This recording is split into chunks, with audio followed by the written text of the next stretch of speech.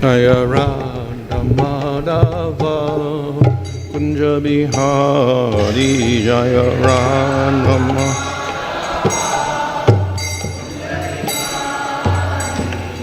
Vijana Vallabha Girivaradhari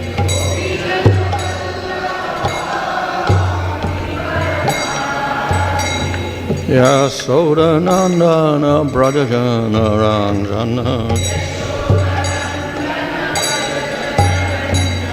Yamunatira Vanachari Jamunatira Jaya Radha Madhava Kunja Bihari Jaya Radha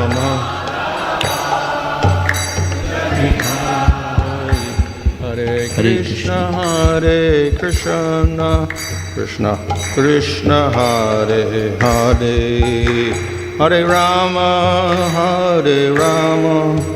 Rama Rama Hare Hare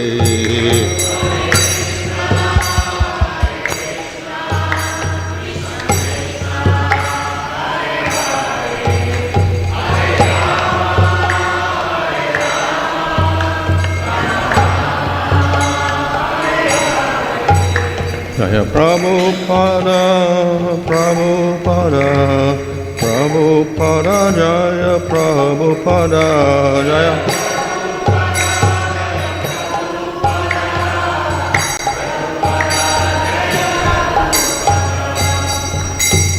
Jaya Vishnupada Paramahansa Sabha Rajagacharya, Sadasispadesi. Bhaktivedanta Samsita Prabhupada ki jai, Amacharya Haridas Thakur ki jai. Prem Sagaho Śrī Kṛṣṇa Chaitanya Prabhu Nityananda Śrī Advaita Gadadhar Śrī Gaur Bhakta Vrinda ki jai Śrī Radha Krishna Govardhana Shyama Kunda Radha Kunda Giri Govardhan ki jai Śrī Vrindavan Dham ki jai Navadip Dham ki jai Ganga Jamuna Tosi Bhakti Devi ki jai Ananda Koti Vaishnava Vrinda ki jai Samaveta Bhakta Vrinda ki jai Go Premanandi all glory to some of the devotees, all glory to some of the devotees, all glory to some of the devotees, all glory to Shri Guru and Shri Guranga, all glory to Śrīla Prabhupada. Om Namo Bhagavate Vasudevaya. Om Namo Bhagavate Vasudevaya. Om Namo Bhagavate Vasudevaya.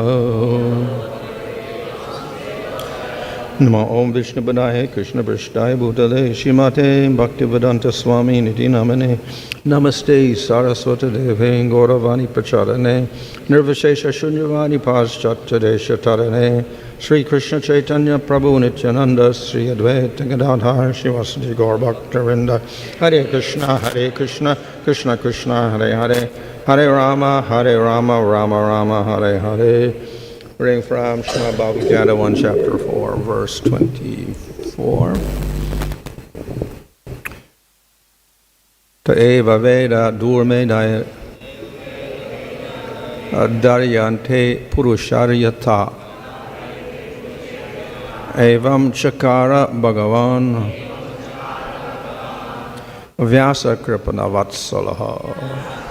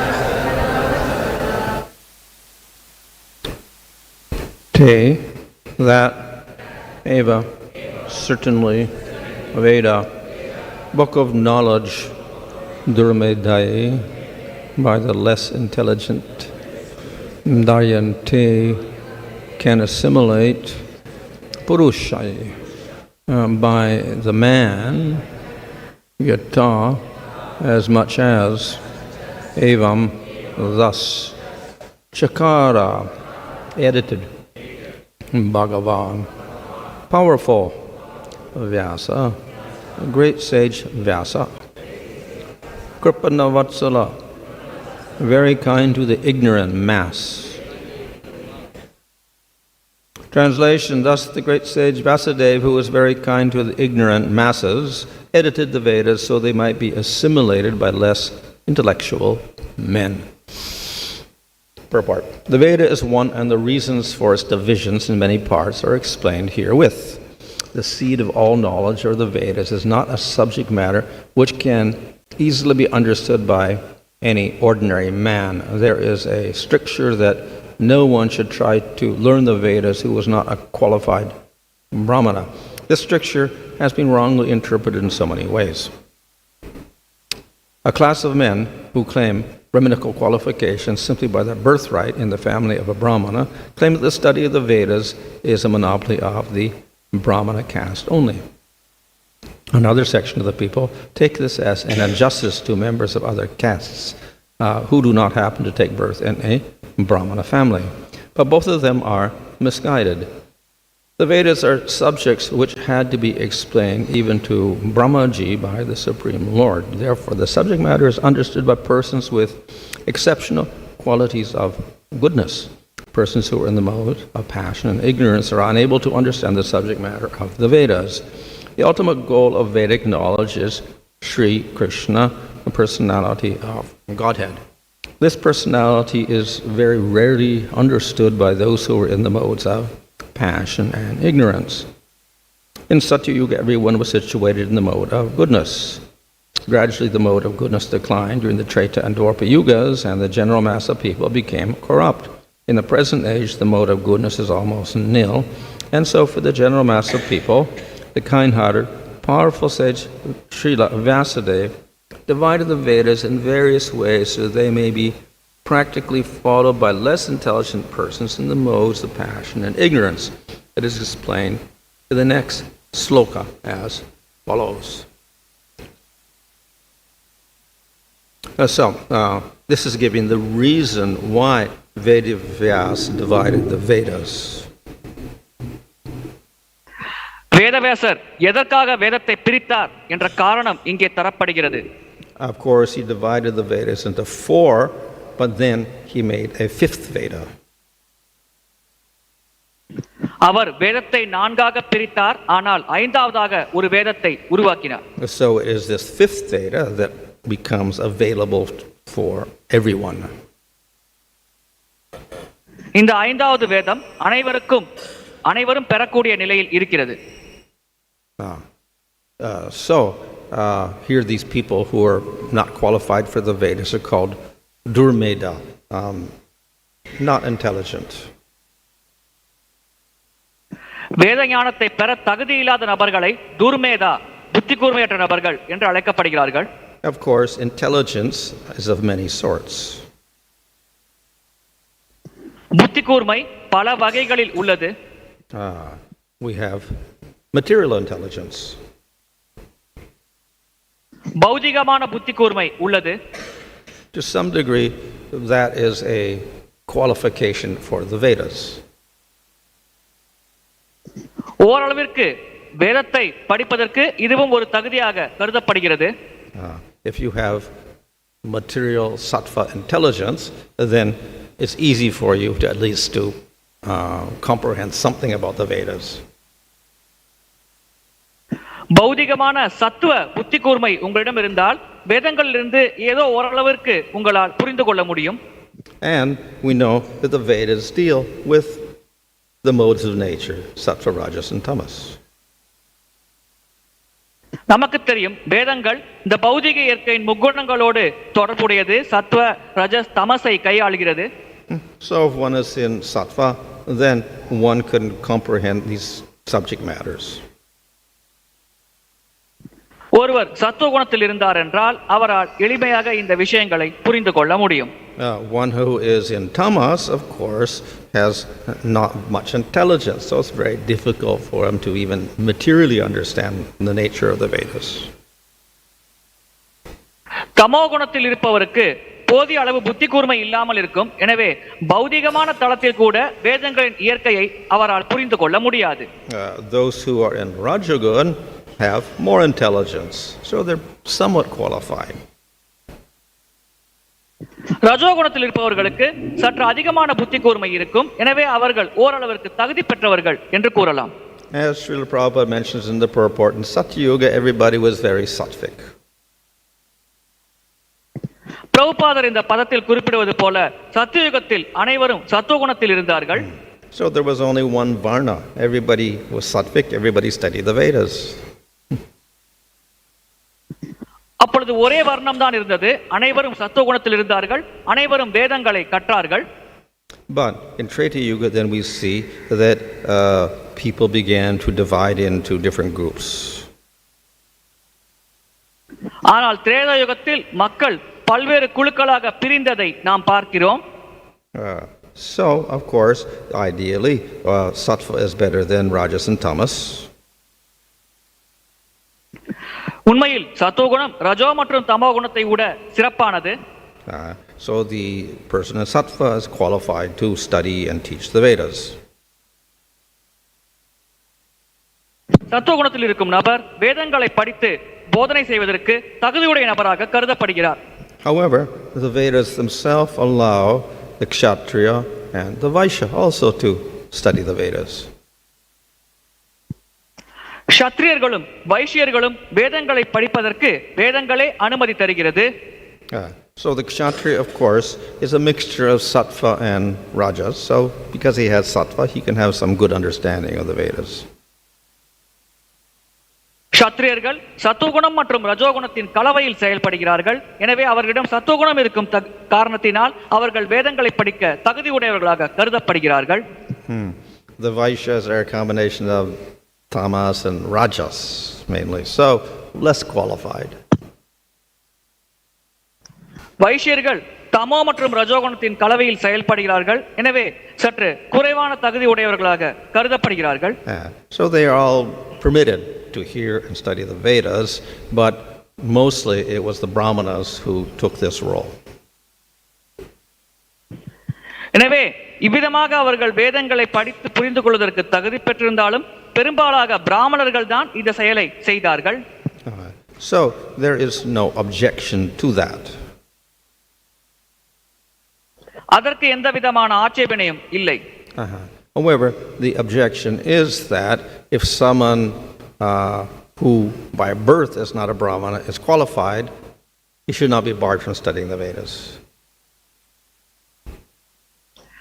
இங்கே ஆட்சேபிக்கக்கூடிய கருத்து என்னவென்றால் பிறப்பின் அடிப்படையில் தகுதி இல்லாத ஒரு நபருக்கு தகுதி இருக்கிறது என்று கண்டறிந்தால் அவர் வேதங்களை படிப்பதை யாரும் தடை செய்யக்கூடாது. So the controversy comes with determining varna simply by birth. வர்ணத்தை பிறப்பின் அடிப்படையில் நிர்ணயம் செய்யும் இடத்தில்தான் இந்த முரண்பாடுகள் ஏற்படுகிறது. So of course we all know that yes, birth is one qualification, but even more important is qualities. பிறப்பு ஒரு தகுதி என்று நாம் ஏற்றுக்கொண்டாலும் அதைவிட முக்கியமானது அந்த நபரின் பண்புகள்.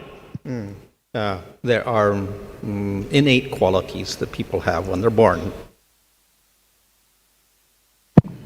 மக்கள் பிறக்கும் பொழுது பலவிதமான குணங்களை கொண்டிருக்கிறார்கள். These qualities may also be cultivated through association and education. அல்லது சங்கம் மற்றும் கல்வியின் மூலமாகவும் இந்த குணங்கள் மக்களிடையே வளர்க்கப்படலாம். So Bhaktivinoda Thakur says we should judge a person when he is grown up, after he's been educated and raised by family and whatever. Then we should judge the quality when he is actually grown up. ஒரு நபர் முழுமையாக வளர்ச்சி அடைந்த பிறகு கல்வி கற்ற பிறகு அதற்கு பிறகுதான் அவரை பற்றிய தகுதியை நாம் தீர்மானிக்க வேண்டும் என்று பக்தி வினோத் தாக்கூர் அவர்கள் குறிப்பிடுகிறார். The only problem is who's going to judge. யார் இதை தீர்மானிப்பது என்பதுதான் பிரச்சனை. The other problem is that it's too late to start studying the Vedas after you're grown up. So they usually start when they're 5 years old. இன்னொரு பிரச்சனை, வளர்ந்த பிறகு வேதங்களை கற்பது என்பது மிகவும் காலதாமதமாகிய கருதப்படுகிறது. பொதுவாக 5 வயதிலிருந்து வேதங்களை கற்பதில் குழந்தைகள் ஈடுபடுத்தப்படுகிறார்கள். So we see even in the Vedas or in the Bhagavatam, there are examples. I think the sons of Rishabhadeva, some became sages, some became kshatriyas.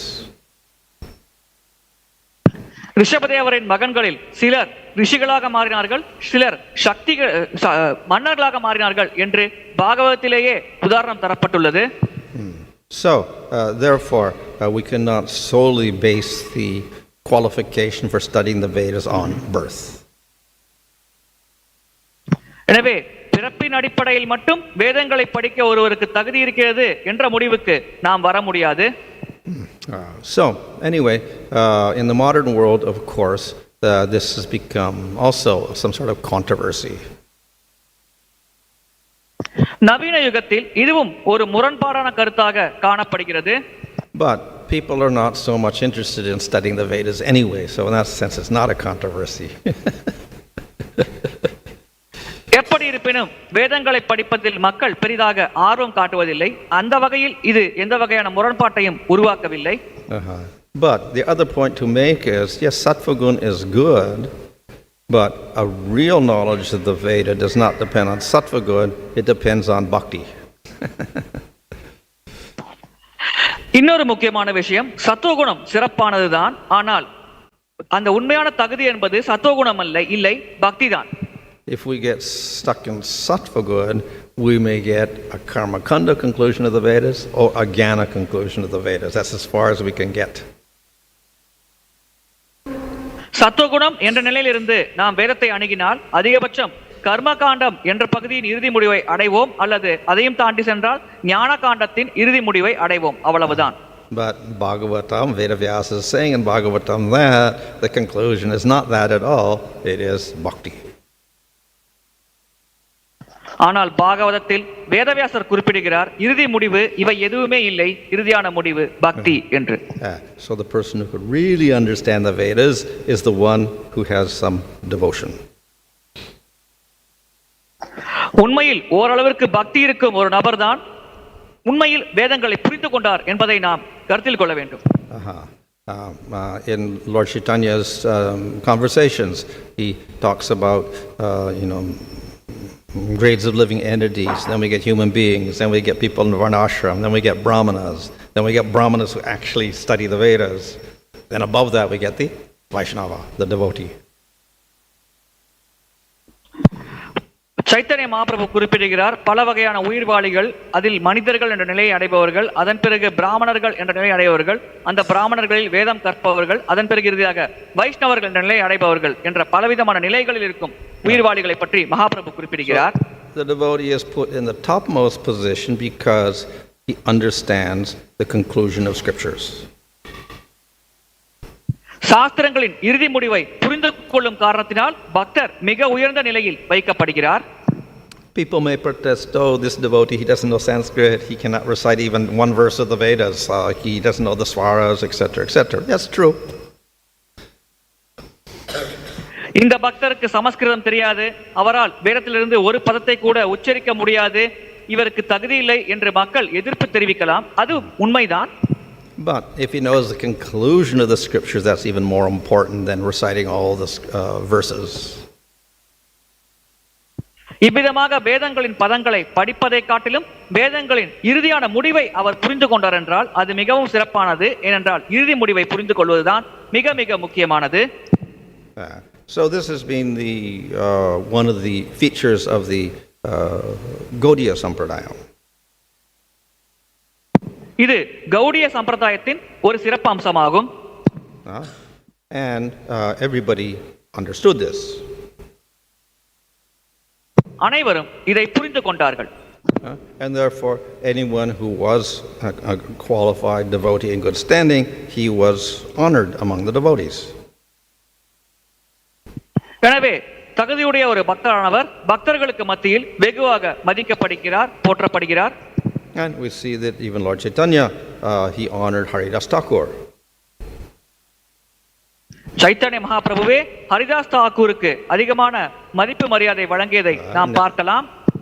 By Varnashram, he should not be spoken to or touched or even seen. வர்ணாசிரம தர்மத்தின் அடிப்படையில் ஹரிதாஸ் தாக்கூரிடம் ஒருவர் பேசக்கூடாது, பார்க்கக்கூடாது, அவரை தீண்டக்கூட கூடாது. But Chaitanya Mahaprabhu daily visited him and spoke to him every day. ஆனால் சைத்தன்ய மகாபிரபு தினசரி ஹரிதாஸ் தாக்கூரை சந்தித்து அவரிடம் பேசினார். And when Haridas Thakur disappeared, then Chaitanya Mahaprabhu personally carried his body and buried him and then performed ceremony for his disappearance. Haridas Thakur இந்த உலகை விட்டு மறைந்த பிறகு அவருடைய பூத உடலை சைத்தன்ய மகாபிரபுவே தன்னுடைய சொந்த கரங்களால் தூக்கி அந்த உடலுக்குண்டான இறுதியான மரியாதையை செலுத்தி முடித்து வைத்தார். In this way he showed the exalted nature of the Vaishnava. இவ்விதமாக வைஷ்ணவர்களின் மிக உயர்ந்த இயல்பை பற்றி மகாபிரபு இந்த உலகிற்கு எடுத்துரைக்கிறார். So in his commentary on Chaitanya Charitamrita, Bhaktisiddhanta Saraswati Thakur, he refers to Haridas Thakur as being Brahmanata. He has the nature of Brahman. Haridas Thakur ஒரு பிராமணத்தா, அவருக்கு பிராமணரின் இயல்புகள் இருக்கிறது என்று சைத்தன்ய சரிதாமிரதத்தில் தன்னுடைய விளக்க உரையில் பக்தி சித்தாந்த சரஸ்வதி தாக்கூர் அவர்கள் குறிப்பிடுகிறார். And similarly, Bhaktisiddhanta Saraswati Thakur introduced, along with Diksha, he introduced becoming a Brahmana. தீட்சை வழிமுறையோடு பிராமணராக மாறுவதையும் பக்தி சித்தாந்த சரஸ்வதி தாக்கூர் அவர்கள் அறிமுகப்படுத்தினார். But we may ask the question, well, why do we want to become a Brahmana? Because the Vaishnava is automatically superior to a Brahmana. இங்கே ஒரு கேள்வி எழலாம், ஏன் நாம் பிராமணராக வேண்டும்? வைஷ்ணவர்கள் தான் பிராமணர்களை விட உயர்ந்த நிலையில் இருக்கிறார்களே. So the answer is, we're not exactly trying to be Brahmanas. இதற்கான பதில், உண்மையில் நாம் பிராமணர்களாக முயற்சிக்கவில்லை. But by using the word Brahmanata, having the nature of Brahmana, this means that the devotee understands the conclusion of all scriptures, which is what a Brahmana should do. Brahmana means one who knows Brahman.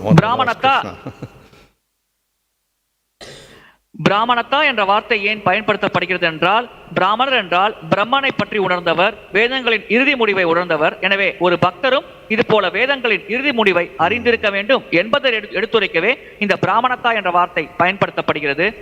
So, the Brahmana is most respected in Varnashram society. வர்ணாசிரம சமூகத்தில் பிராமணர் மிக அதிகமாக மரியாதை வழங்கப்படுகிறார். However, the most respectable person is not the Brahmana but the Vaishnava. ஆனால் மிகவும் மதிக்கத்தக்க நபர் பிராமணர் இல்லை, அவர் வைஷ்ணவர். So he is the most respectable, therefore he is Brahmanata. வைஷ்ணவர் தான் சமுதாயத்தில் மிகவும் அதிகமாக மதிப்பு வழங்கப்பட வேண்டியவர். எனவே அவர் பிராமணத்தா என்று அழைக்கப்படுகிறார். So in other words, Haridas Thakur is not a Brahmana or trying to be a Brahmana, and nobody's saying he is a Brahmana, but he's higher than that. He's a Vaishnava. Haridas Thakur ஒரு பிராமணர் இல்லை, அவர் பிராமணராக முயற்சிக்கவும் இல்லை. உண்மையில் அவர் அதைவிட உயர்ந்த நிலையில் இருக்கிறார். அவர் ஒரு வைஷ்ணவர்.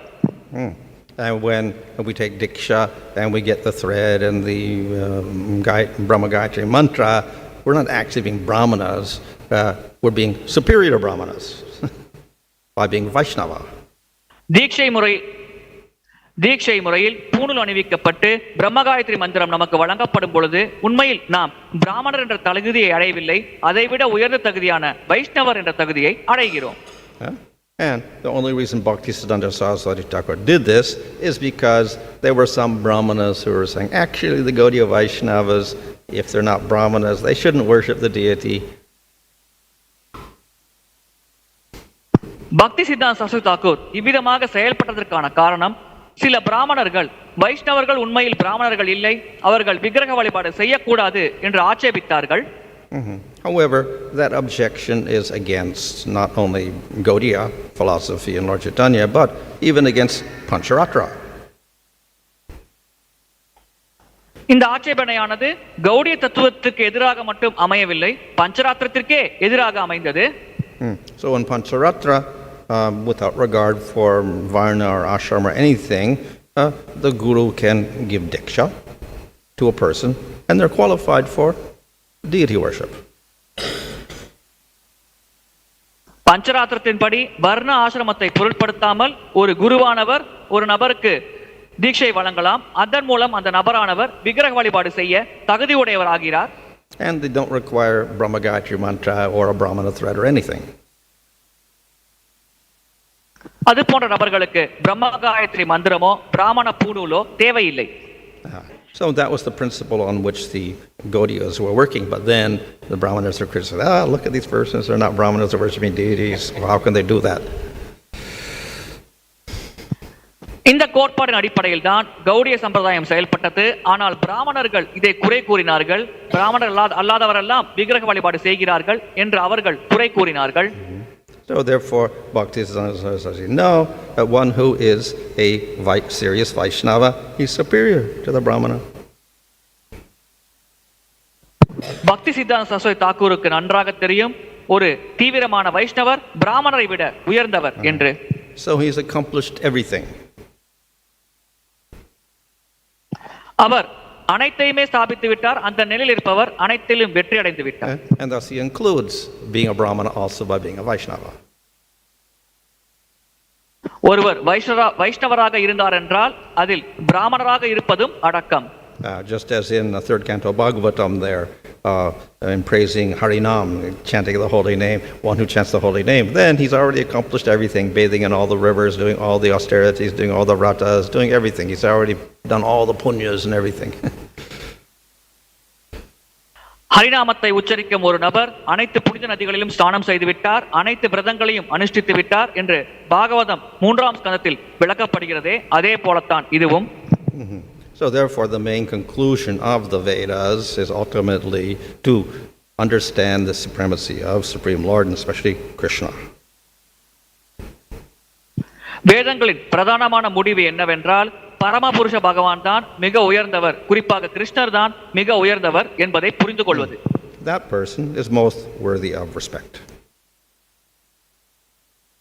அவ்விதமாக புரிந்து கொள்ளும் நபர் மதிக்கக்கூடிய நபர் ஆவார். Hare Krishna. So Maraswami say normally this Brahma Gayatri mantra we don't use much in deity worship.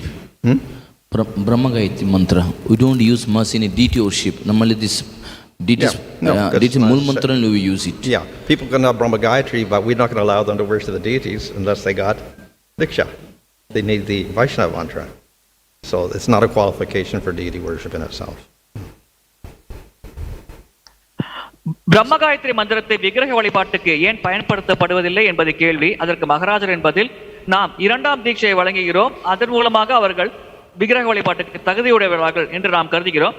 நம்முடைய முறையில் பிரம்ம காயத்ரி மந்திரம் விக்கிரக வழிபாட்டுக்கு ஒரு தகுதியாக கருதப்படுவதில்லை. We can also argue that even though we do have the mantra, it is not very effective.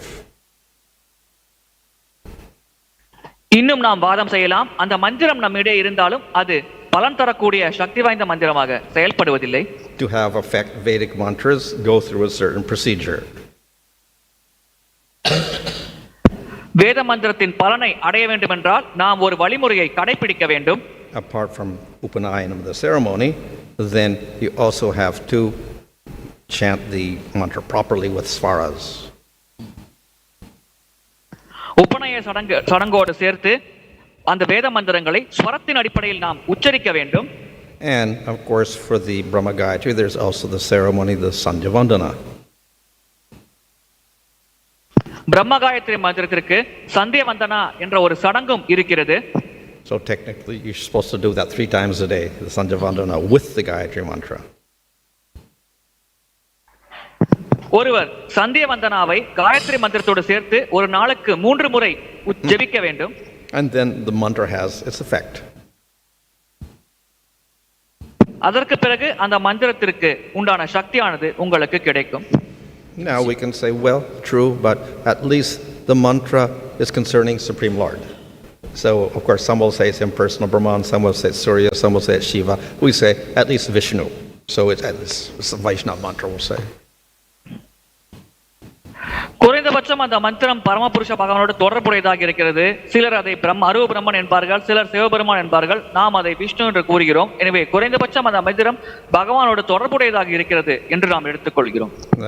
Though it is the Vaishnava mantra, it's also a little indirect. அது வைஷ்ணவ மந்திரமாக இருந்தாலும் அது சற்று மறைமுகமான வழிமுறையில் செயல்படுகிறது. Just as Om is also Vishnu. உதாரணத்திற்கு ஓம் என்பதும் விஷ்ணு தான். But not many devotees are going to sit all day chanting Om, Om, Om. ஆனால் பல பக்தர்கள் நாள் முழுவதும் ஓம் ஓம் ஓம் என்று ஜெபிக்க மாட்டார்கள். They would rather chant the name of Krishna or Gopal or Govinda, which directly have a description of Krishna with his name, form and qualities. அதற்கு பதிலாக அவர்கள் கிருஷ்ணா, ராமா, கோவிந்தா என்று பகவானின் நாமத்தை உச்சரிப்பார்கள். அந்த நாமமானது பகவானுடைய வடிவம், குணம், லீலைகளோடு தொடர்புடையதாக இருக்கிறது. Even Maharaj, this Pancharatik, that mantra which we use for the deityship, is there available in the books always? Huh? These mantras are available in the books. So is it necessary that that one should have thread and as well as get the mantra from the gurus, then only should chant? You have to get it by diction. All the mantras, deity's mantras. பஞ்சராத்திர மந்திரமானது விக்கிரக வழிபாட்டில் பயன்படுத்தக்கூடிய மந்திரம் புத்தகங்கள் வடிவில் நமக்கு ஏற்கனவே கிடைக்கிறது. எனவே ஒருவர் குருவை அணுகி தீட்சை பெற வேண்டும் என்பது அவசியமான ஒன்றா? Traditionally, according to scriptures and in general, it's true that those mantras, even if they're written in the books, they have to be delivered through a guru. அந்த மந்திரங்கள் புத்தகங்களில் எழுதப்பட்டிருந்தாலும் அது குருவின் மூலமாக வழங்கப்பட வேண்டும் என்று பாரம்பரியமாகவும் சாஸ்திர ரீதியாகவும் நமக்கு உபதேசிக்கப்பட்டுள்ளது. If we look in the scriptures themselves, the mantras actually are not revealed directly. சாஸ்திரங்களை நாம் பார்த்தோம் என்றால் நேரடியாக மந்திரங்கள் வெளிப்படுத்தப்படுவதில்லை என்பதை புரிந்து கொள்ளலாம். So it'll describe the mantra by saying the first syllable will be so and so, but they use a word that you don't know what it means. The second syllable will be Agni, the third syllable will be water, the fourth syllable will be Shanti or something like this. It's all coded language so that the mantra is described, and if you know all the codes, then you could figure out what the syllables are. But if you don't know, then you wouldn't even know what the mantra was.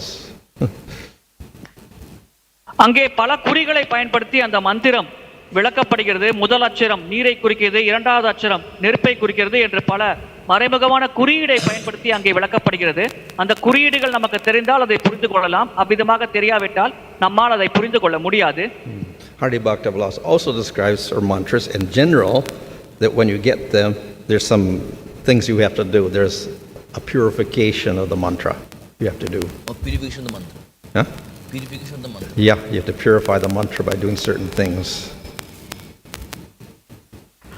மந்திரங்களை பெறும் பொழுது நாம் சில செயல்களை செய்து அந்த மந்திரத்தை சுத்திகரிக்க வேண்டும் என்று ஹரிபக்தி விலாசம் நமக்கு எடுத்துரைக்கிறது. That's called shodhana. Yeah, and there's different ways you can do that. அது சோதனா என்று அழைக்கப்படுகிறது. அதை பல வழிகளில் நாம் செய்யலாம். And to make the mantra give its effect, then there's something called puruṣair. There's a whole chapter on that in Hari-bhakti-vilas. மந்திரங்கள் தன்னுடைய பலனை தர வேண்டும் என்றால் புருஷ்டயா என்ற சடங்கை நாம் கடைபிடிக்க வேண்டும். அதை பற்றி ஹரிபக்தி விலாசத்தில் ஒரு முழு அத்தியாயம் விளக்கம் தருகிறது.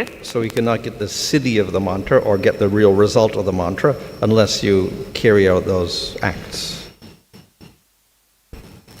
அந்த செயல்களை செய்யாமல் அந்த மந்திர சித்தியானது நமக்கு கிடைக்காது.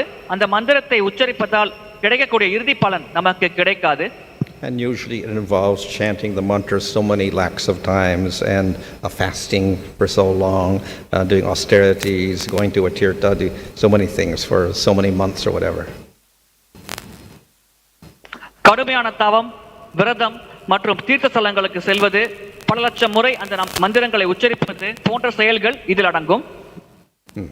However, it is said that mantras involving Krishna don't require any of that.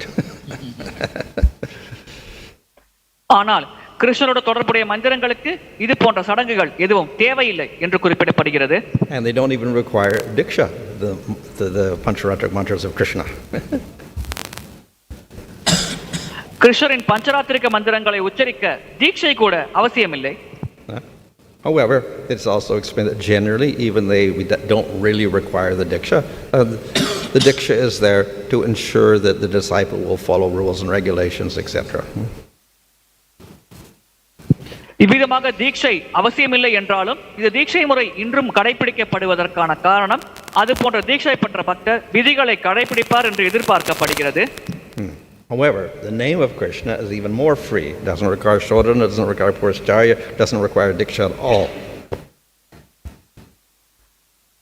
ஆனால் கிருஷ்ணரின் நாமத்தை உச்சரிப்பது இதைவிட எளிமையானது. அதற்கு புரோஷ்டய, தீட்சை போன்ற எந்த விதமான சடங்குகளும் தேவையில்லை. And the result is greater. அதனால் ஒருவர் அடையக்கூடிய இறுதியான பலனும் மிக மிக மகத்தானது, உயர்வானது. We see when the Babajis, they also chant Pancharatik mantra. Babajis. Chant. The Pancharati mantra means deity worship mantra. They also chant, but they don't chant Brahma-gayatri mantra. They don't chant? Brahma Gayatri. Okay. So, they don't chant. Yeah. But without thread they do it. Is it allowed then? What's that? Is it without thread chanting Brahma Gayatri mantra? Okay. No, sorry, this Pancharati mantra. பாபாஜிக்கள் விக்கிரக வழிபாடு செய்யும் பொழுது பஞ்சராத்திரிக மந்திரத்தை உச்சரிக்கிறார்கள், பிரம்மகாயத்ரி மந்திரத்தை உச்சரிப்பதில்லை. இவ்விதமாக பூணூல் அணியாமல் பஞ்சராத்திரிக மந்திரத்தை உச்சரிப்பது அனுமதிக்கப்படக்கூடிய ஒரு செயலா?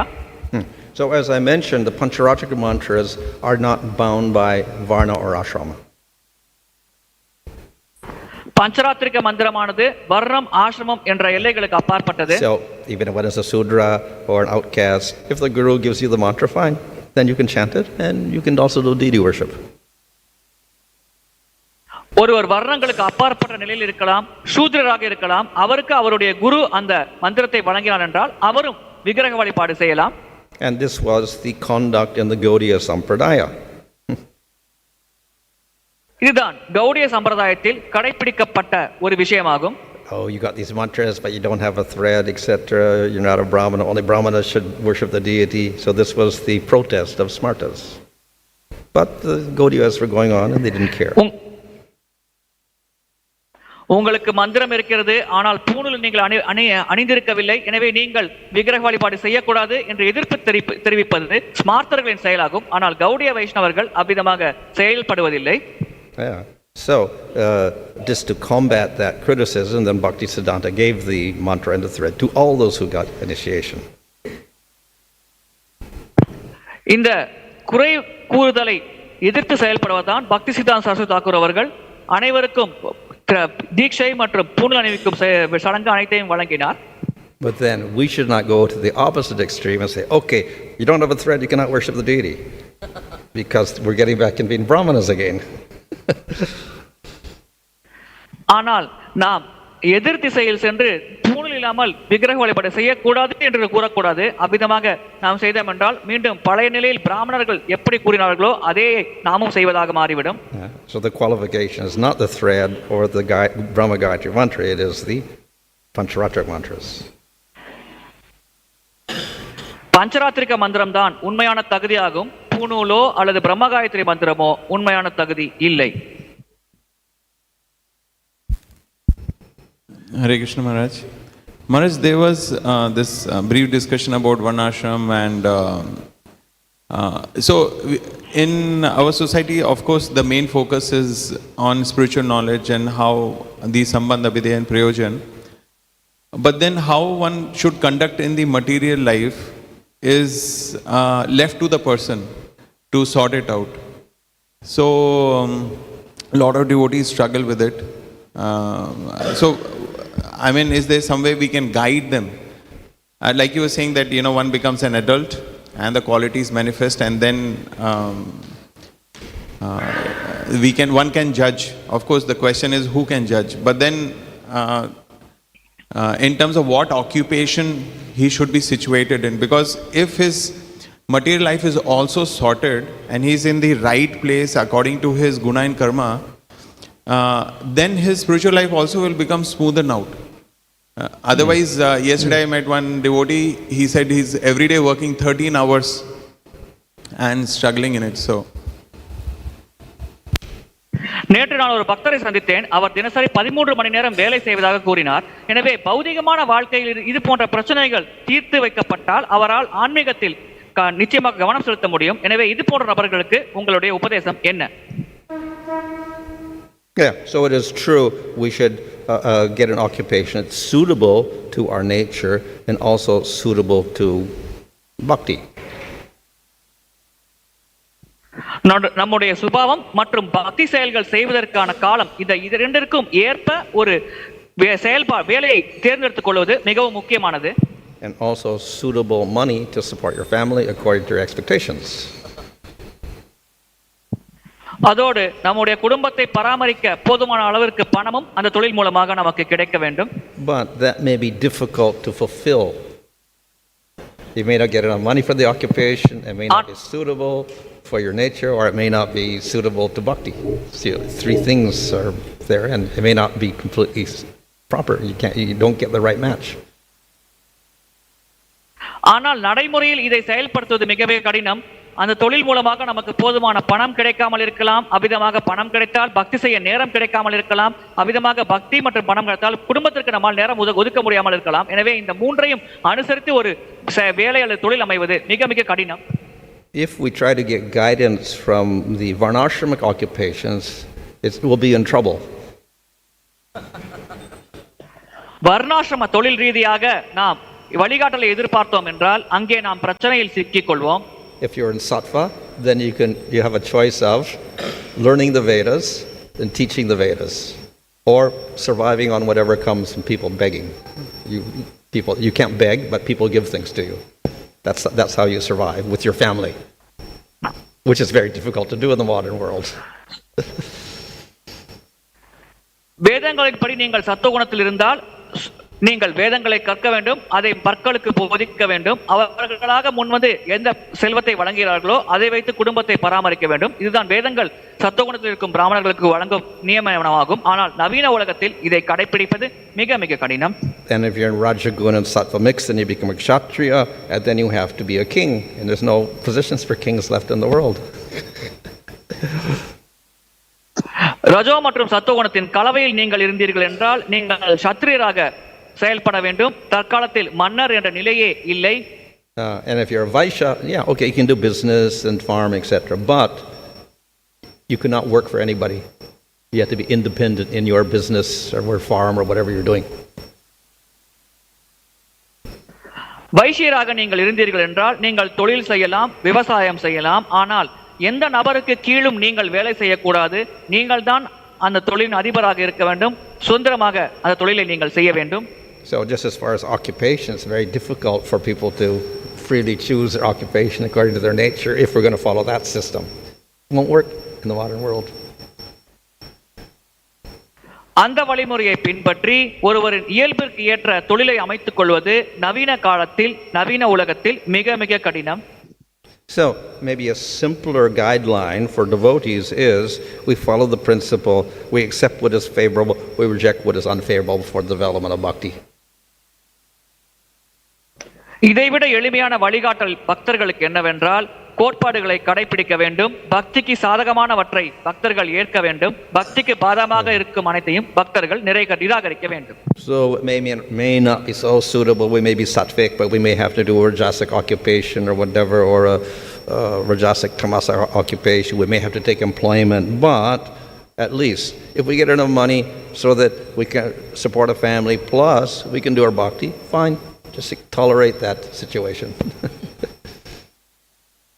உண்மையில் ஒரு சத்துவகுணத்தில் இருக்கலாம், அவருக்கு அமையும் தொழில் ரஜோகுணத்தின் அடிப்படையில் செயல்படுவதாக இருக்கலாம். ஆனால் அவருக்கு அந்த குடும்பத்தை பராமரிக்க போதுமான அளவிற்கு செல்வம் மற்றும் பக்தி செய்ய போதுமான அளவிற்கு நேரம் கிடைக்கிறது என்றால் அந்த தொழிலை அவர் கடைபிடிக்கலாம். அதில் எந்த தவறும் இல்லை.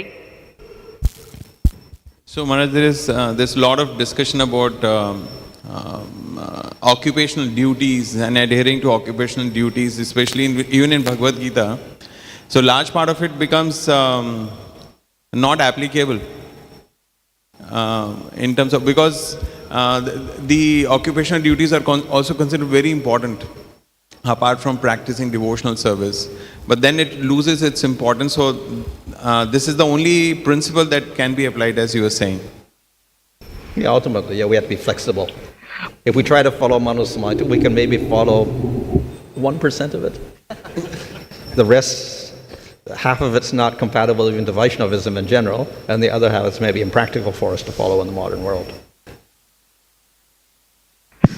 பக்தியோடு சேர்த்து இந்த விதிக்கப்பட்ட கடமைகளை செய்வது என்பது கடினமான விஷயமாக இருக்கிறதே, இதை நாம் எப்படி பார்ப்பது என்பது பக்தரின் கேள்வி. அதற்கு மகாராஜரின் பதில், மனுஸ்மிருதியை நாம் கடைபிடித்தோம் என்றால் அதிகபட்சம் நம்மால் அதில் கூறப்பட்டுள்ள விஷயத்தில் 1% மட்டும்தான் நடைமுறையில் கடைபிடிக்க முடியும்.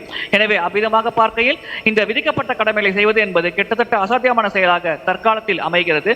எனவே பக்தியில் நாம் ஈடுபட்டு நமக்கு எது எது சாத்தியமாக இருக்கிறதோ அந்த செயல்களை நாம் செய்து கொள்ளலாம் என்பது மகாராஜரின் பதிலாகும். Online questions, please. Dandot Pranam Maharaj. Here is a question from Tarini Radha Mataji. Maharaj, what is to be understood by Kalau Shudra Sambhavaha? Kalau Shudra Sambhavaha என்பதன் மூலம் நாம் எதை புரிந்து கொள்ளலாம்? Oh, everybody is born Sudra in Kali Yuga. This means that we cannot judge a person based on birth. கலியுகத்தில் பிறப்பின் அடிப்படையில் அனைவரும் சூத்திரர்கள் தான். இதன் பொருள் என்னவென்றால் பிறப்பின் அடிப்படையில் நாம் ஒரு நபரின் தகுதியை நிர்ணயம் செய்ய முடியாது. Certainly some people born in Brahman families may have Brahminical qualities, not a problem. ஆனால் பிராமண குடும்பங்களில் பிறந்த சிலருக்கு பிராமண தகுதிகள் இருக்கலாம், அதில் எந்த பிரச்சனையும் இல்லை. But then some people born in Brahman families won't have Brahminical qualities. அதே சமயத்தில் பிராமண குடும்பத்தில் பிறந்த சில நபர்களுக்கு பிராமண தகுதிகள் இல்லாமலும் இருக்கலாம். And even if a person is born with Brahminical qualities in a Brahman family, by association and lack of proper education, he may not manifest any Brahminical qualities that make him qualified for a Brahminical occupation. ஒருவர் பிராமண தகுதிகளோடு பிராமண குடும்பத்தில் பிறந்திருந்தாலும் ஞானம் இல்லாத காரணத்தினாலும் தவறான சங்கம் காரணத்தினாலும் அந்த பிராமண பண்புகள் அவரிடம் வெளிப்படாமல் இருக்கலாம். Maharaj, second question. Before Bhakti Siddhanta Saraswati introduced Brahmana initiation, what did initiation meant in Gaudiya Math, in Gaudiya tradition? பக்தி சித்தாந்த சரஸ்வதி தாக்கூர் அவர்கள் பிராமண தீட்சையை அறிமுகப்படுத்துவதற்கு முன்னால் கௌடிய பாரம்பரியத்தில் தீட்சை என்றால் என்ன? Oh, yeah. What is Gaudiya initiation? Diksha means to get the mantra, the Pancharatric mantra that qualifies you for deity worship. That's all. Nothing to do with being a Brahmana, Kshatriya, Vaishya, Sudra, or anything. No Brahma Gayatri, nothing. அந்த காலத்தில் தீட்சை என்றால் விக்கிரக வழிபாடு செய்வதற்கு தேவையான ஒரு மந்திரம், அவ்வளவுதான். அப்பொழுதெல்லாம் பிராமண, சத்திரிய, வைசிய, சூத்திரர்கள் பற்றி எந்த விதமான பாகுபாடும் பார்க்கப்படவில்லை. பிரம்ம காயத்ரி போன்ற எந்த விஷயமும் வழங்கப்படவில்லை. Maharaj, there is a question from Meera Hari. In case we miss Hare Krishna chanting, then we can make up the next day.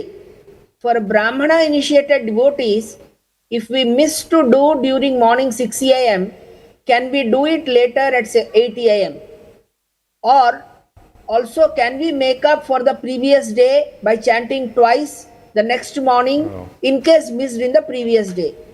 If not, why and what is the difference between the two mantras, Nama mantra and Gayatri mantra? ஏதோ ஒரு வேலை காரணமாக ஹரே கிருஷ்ண மந்திர ஜபத்தை நம்மால் செய்ய முடியாவிட்டால் அதை நாம் அடுத்த நாள் செய்யலாமா?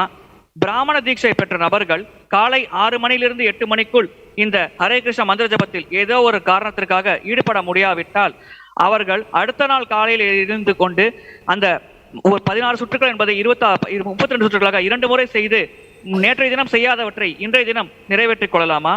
அவ்விதமாக செய்ய முடியாவிட்டால் அதற்கான காரணம் என்ன? இந்த இரண்டு மந்திரங்கள், நாம மந்திரம் மற்றும் காயத்ரி மந்திரம், இந்த இரண்டிற்கும் உள்ள வித்தியாசம் என்ன?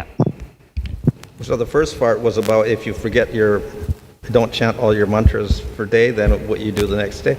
We don't have any particular procedure for that.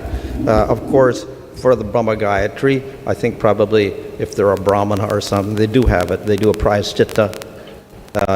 Of course, most of them don't do it at the proper time anyway. So they'll do 3 times in the morning instead of 3 times at the proper times of the day. Technically, you have to do it at certain times of the day. But because they're working in computers or bank or something, then they can't do it in the middle of the day. So they'll do them all in the morning, or maybe they'll do it morning and evening, and they'll skip out the afternoon one and do 2 in the evening or something like that. So they make adjustment. And if they're traveling, they may not be able to do it on airplanes. They can't do the Sandhavana and splash water all over the place in an airplane. So then they may miss a whole day also. So then they also have a prāyaschitta. They do something the next day, whatever. They make some provision like that. As far as Bhaktisiddhanta Saraswati Thakur, when he introduced it, then he didn't even pay too much attention to it, what to do. ஹரிநாமத்திற்கென்று எந்த ஒரு விதிகளும் இல்லை. ஆனால் பிரம்ம காயத்ரியை பொறுத்தவரையில் இன்றளவில் பிராமணர்களுக்கு அதை சரியாக செய்ய வேண்டும் என்றால் காலை, மதியம் வேலை, சந்திய வேலை 3 வேளையில செய்ய வேண்டும். ஆனால் தொழில் காரணமாகவோ அல்ல வேறு காரணமாகவோ செய்ய முடியாவிட்டால் அவர்கள் அடுத்த நாள் செய்கிறார்கள். பக்திவேதா சித்தாந்த சரஸ்வதி தாக்கூர் அவர்கள் இதற்கென்று தனிப்பட்ட முறையில் பெரிதாக எந்த விதிகளோ வரைமுறைகளோ வழங்கவில்லை.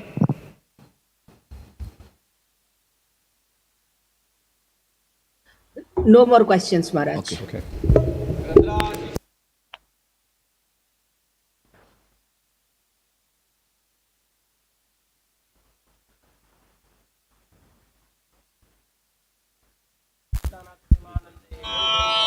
Hare Krishna. Hare Krishna. भगवते वासुदेवाय ॐ